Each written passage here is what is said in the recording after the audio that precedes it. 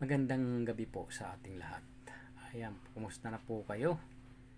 So, talakayin po natin ang patungkol po sa 144,000. Paano nga po ba tinakda itong 144,000? So, marami po dito na nagsasabi na ito po yung chosen people. Ano po? Na 144,000. Kaya sila lang daw po ang maliligtas. Pero tingnan po natin kung ano nga ba ang proseso ng 144,000. Paano nga po ba ito nangyari? Ang 144,000, ito po yung mga tinatakan ng anghel. Na po? So, tingnan po natin. Basahin po natin ang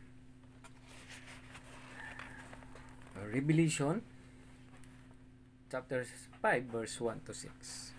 So, proceed po tayo. Chapter 5 verse 1 to 6. Ito po ang sinasabi. Nakita ko sa kanang kamay ng nakaupo sa trono ang isang kasulatan na kabalumbon na may sulat sa loob at labas at sinarahan ng 7 selyo. So, ibig sabihin na silyado po yung kasulatan na nakabalunbon. 7 selyo. Sealed in 7 seal. At nakita ko rin ang isang makapangyarihang anghel na nagtanong ng malakas, sino ang karapat-dapat na mag-alis sa mga selyo at magbukas sa balunbon? Ngunit wala ni isa man, maging sa langit, maging sa lupa o sa kailaliman ng lupa. Ayan po. So, ibig sabihin, wala pong makapagbubukas nito. No? Maging sa langit at maging sa lupa at sa kailaliman ng lupa. Walang makapagbubukas. Na makapagbukas man makatingin sa nilalaman niyo. So, wala po.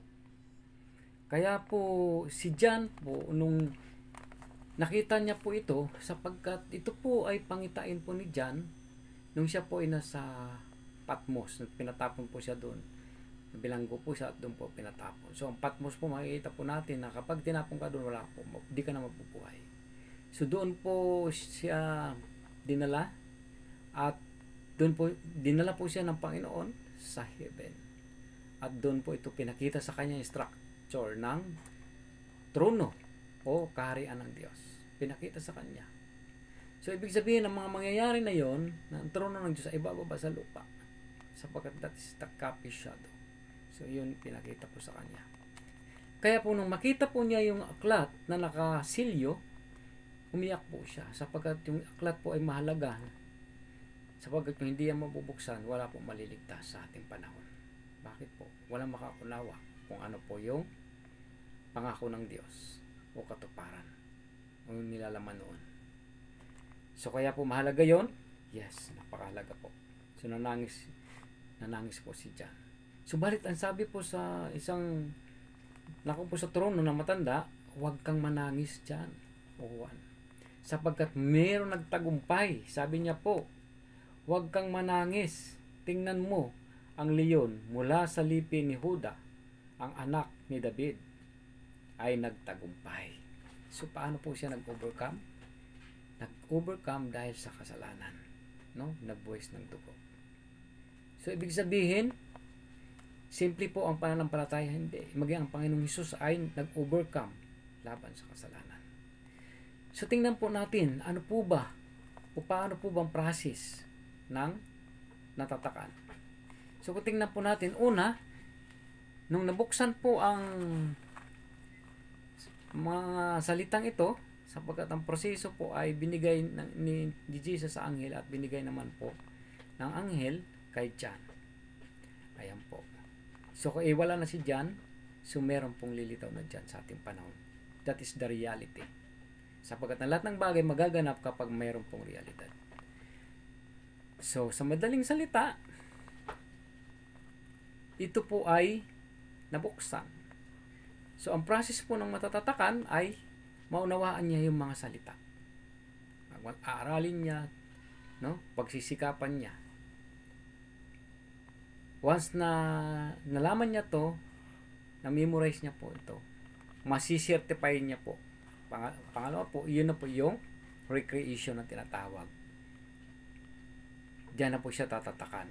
Ano po? Magkakaroon na po ng pagtatatak, yung recreation.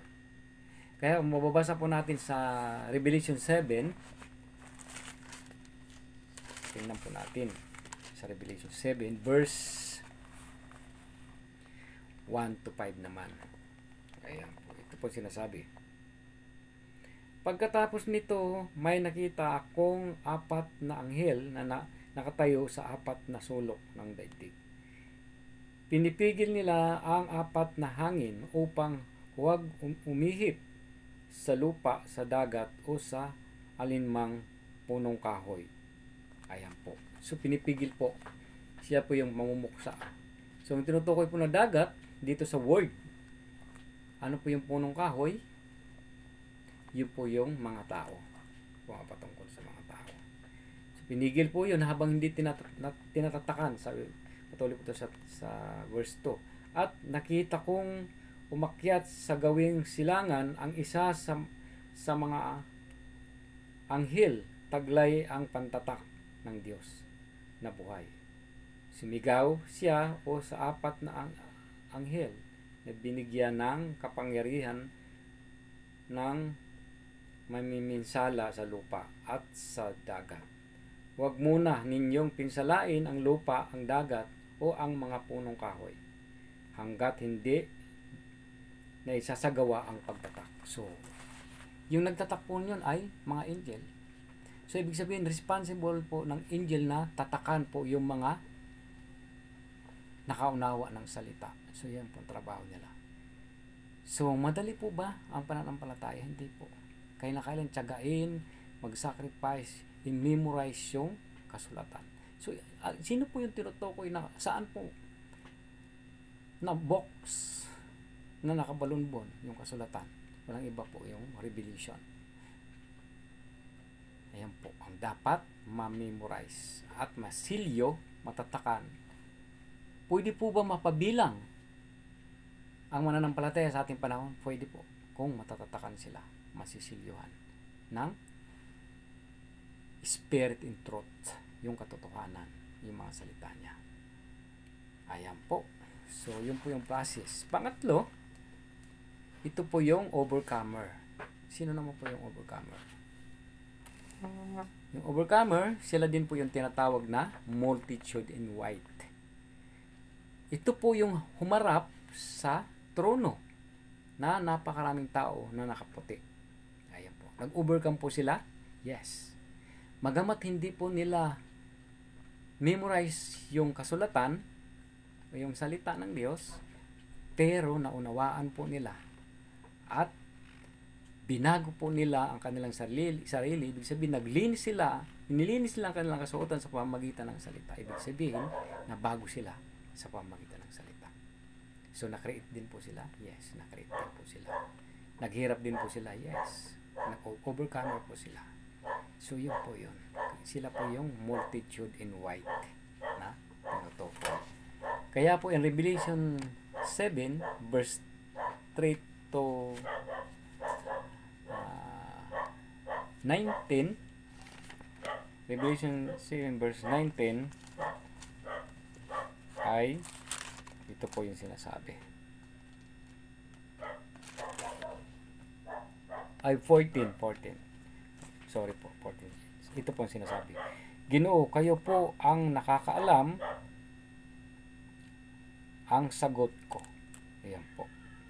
At sinabi niya sa akin, sila ang mga nanggaling sa matinding kapighatian. Nilinis sila at pinaputi ang kanilang damit sa dugo ng kordero. So, tingnan po natin sa pamamagitan ng dugo ng ating Panginoon. So, pumapatungkol sa kanyang salita. So, ibig sabihin, nag-overcome po ang mga multitude in white sa pamamagitan ng dugo ng Panginoong Hesus. walang iba po kundi ang kanyang mga salita. So, magandang gabi po sa ating lahat. Nawa po naunawaan natin kahit paunti-unti ang kanyang mga salita sa ating panahon. Pagpalain po kayo.